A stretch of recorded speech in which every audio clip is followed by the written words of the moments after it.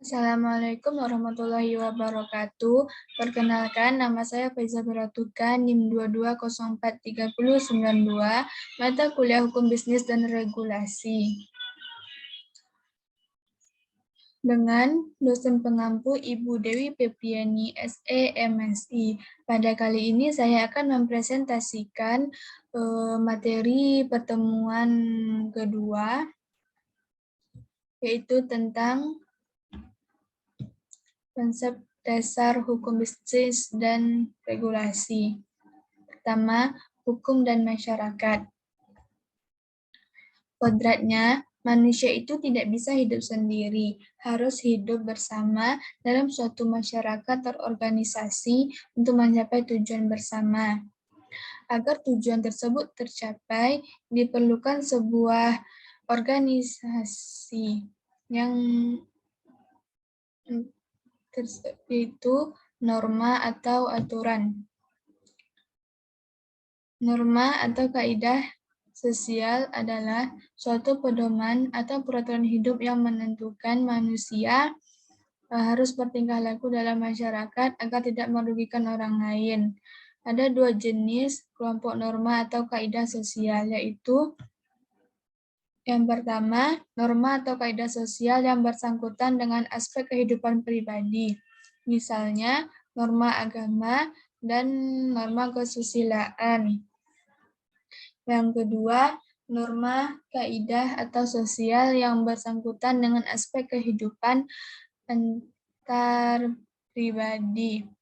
Misalnya, norma sopan santun dan norma hukum.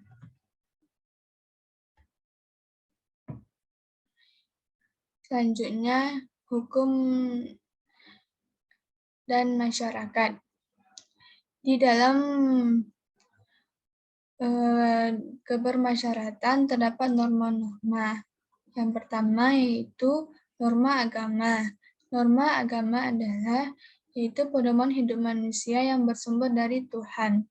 Norma ini bersumber dari kitab suci dan kepercayaan suatu umat atau penganut terhadap agama dan Tuhan. Yang kedua, norma kesusilaan. Norma kesusilaan itu berasal dari kebiasaan yang dilakukan manusia sebagai anggota masyarakat. Misalnya saja sopan santun. Norma ini mendorong manusia untuk selalu berbuat baik dan mencegah berbuat buruk. Yang ketiga, norma sopan santun. Peraturan yaitu peraturan sosial yang berkaitan dengan perilaku dalam kehidupan masyarakat. Norma ini sifatnya relatif, sehingga daerah satu dengan yang lain bisa berbeda. Yang keempat, norma hukum. Norma hukum ini itu kesepakatan yang dibuat oleh seluruh unsur masyarakat atau yang mewakili masyarakat di wilayah-wilayah tertentu. Sistematika hukum. Sistematika hukum ini terdapat hukum publik dan hukum privat. Hukum publik itu terdiri dari pertama, hukum tata negara, yaitu hukum yang mengatur tentang hubungan antara subjek hukum orang atau bukan orang dengan sekelompok orang atau badan hukum yang berwujud negara atau bagian dari negara.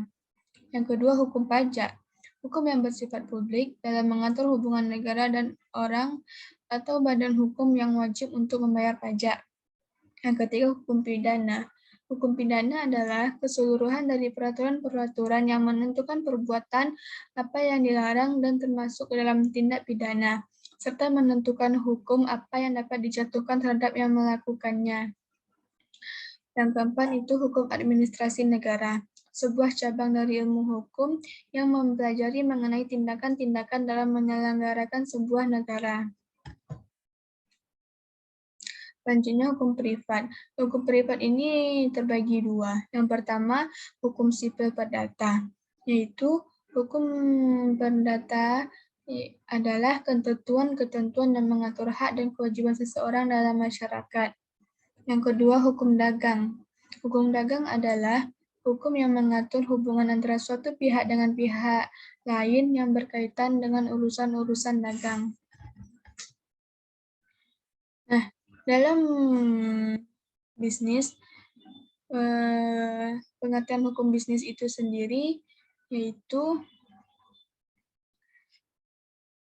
keseluruhan dari peraturan hukum, baik yang tertulis maupun tidak tertulis, dan kewajiban-kewajiban yang timbul dari perjanjian-perjanjian maupun perikatan-perikatan yang terjadi dalam praktis bisnis.